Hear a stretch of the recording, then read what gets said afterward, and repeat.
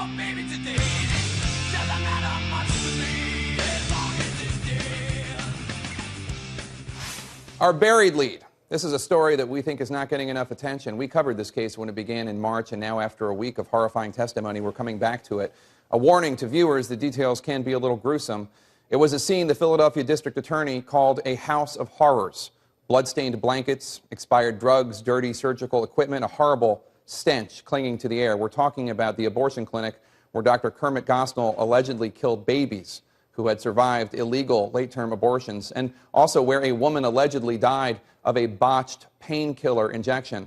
Joseph Slobodan from the Philadelphia Inquirer has been sitting in the courtroom every day of this excruciating trial. He joins me now. Joe, thanks for being here. I want to read some of the grand jury testimony.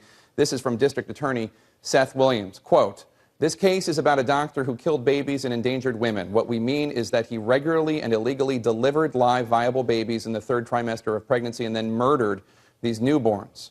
Is he being successful so far in proving his case, you think?" Well, the evidence is certainly compelling from what we've seen in court. There are any number of witnesses, most of them former employees of Dr. Gosnell's clinic, who say they saw late-term abortions being done. They saw fetuses, babies that were moving, breathing after the procedure, and that those babies were killed. Through all of this, Gosnell is maintaining his innocence, saying he's helping the community. Give us an idea of who Dr. Gosnell is in the community before his arrest, before this trial. Well, Kermit Gosnell comes from a very well-established family in West Philadelphia. His father owned a garage, a service station.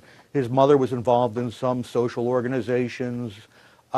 He went to the University of Pennsylvania, transferred to Dickinson College, where he got his bachelor's degree, went to Jefferson Medical School in Philadelphia and got his medical degree there, and then came home to West Philadelphia and began working in the community. He, until these charges, had what was considered a pretty good reputation in the community. He had started a halfway house for drug addicts back in, I think, the late 70s, early 80s. And then in 1979 opened his Women's Medical Society clinic at 38th and Lancaster. From everything we've heard, he served the community, general family practice. If you couldn't pay, you got your medical care for free. Mm-hmm. And then sometime during the 70s, he began doing abortions.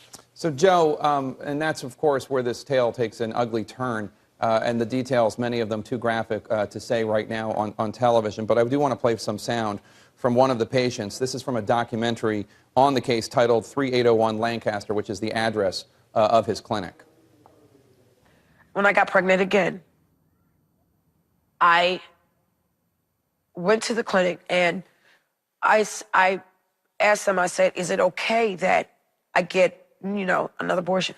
Fine, fine. They even had this woman sit down with me, and she told me that women in Brazil have at least 21 abortions. After she had coached me into believing that that was the norm, I would say the next 14 years, within that time, I had 8 abortions.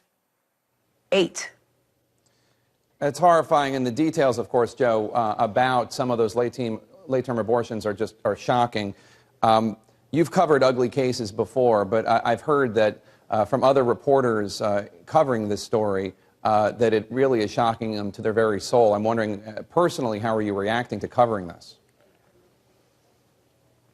It's pretty grim. It's pretty grim in the courtroom.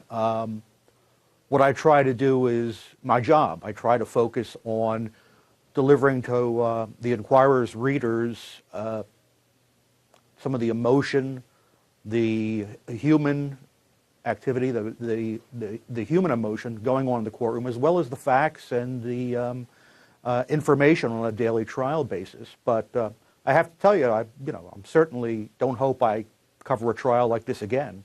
All right. Joe Slobodan from the Philadelphia Inquirer will have you on again soon.